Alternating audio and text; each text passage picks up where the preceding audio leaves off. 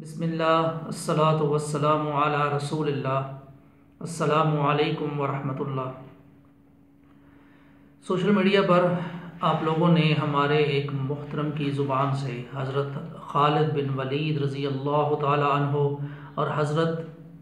عبد الرحمن بن عوف رضی اللہ تعالی عنہ کے حوالے سے ایک جھگڑے کی بات ضرور سنی ہوگی، اور پھر یہ بھی سنا ہوگا کہ حضرت خالد بن ولید رضی اللہ تعالیٰ عنہ نے حضرت عبد الرحمن بن عوف رضی اللہ تعالیٰ عنہ کو گالی دی، اور اس حوالے سے ایک ان کے پمفلٹ، ان محترم کے پمفلٹ 5A میں بھی لکھا ہوا ہے، اور اس کے ریفرنس میں صحیح بخاری کی حدیث 3673 اور صحیح مسلم کی حدیث 6488 کا حوالہ دیا گیا ہے۔ آئیے ہم دیکھتے ہیں کہ کیا واقعی حضرت خالد بن ولید رضی اللہ تعالی عنہ نے حضرت عبد الرحمن بن عوف رضی اللہ تعالی عنہ کو معاذ اللہ گالی دی تھی۔ مسند احمد حدیث نمبر 11523 اسلام 360 کے مطابق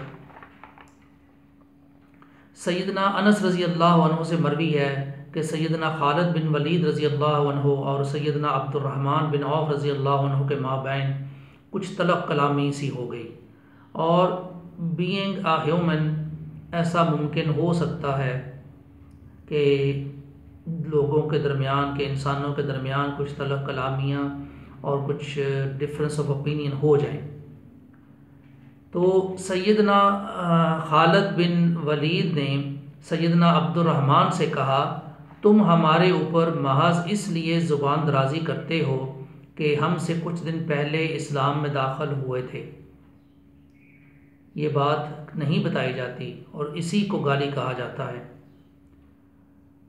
جب اس بات کا، اور حدیث میں اس طرح کے الفاظ اس طرح لکھا ہوا ہے کہ جب اس بات کا ذکر نبی صلی اللہ علیہ وآلہ وسلم سے کیا گیا تو آپ صلی اللہ علیہ وآلہ وسلم نے فرمایا، تم میرے لیے ہی میرے صحابہ کو کچھ نہ کہا کرو، اس ذات کی قسم جس کے ہاتھ میں میری جان ہے، اگر تم احد پہاڑ یا کئی پہاڑوں کے برابر سونا بھی خرچ کر دو تو تم ان کے اعمال یعنی درجوں تک نہیں پہنچ سکتے۔ اور پھر ہم اس کو اگر ہم سورہ حدید کی آیت 10 کی روشنی میں دیکھیں تو یہ جو حدیث ہے یہ اس آیت کی تشریح معلوم ہوتی ہے۔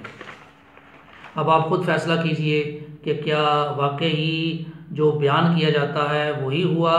یا اس کے برعکس کوئی ایسی بات تھی۔ السلام علیکم ورحمۃ اللہ۔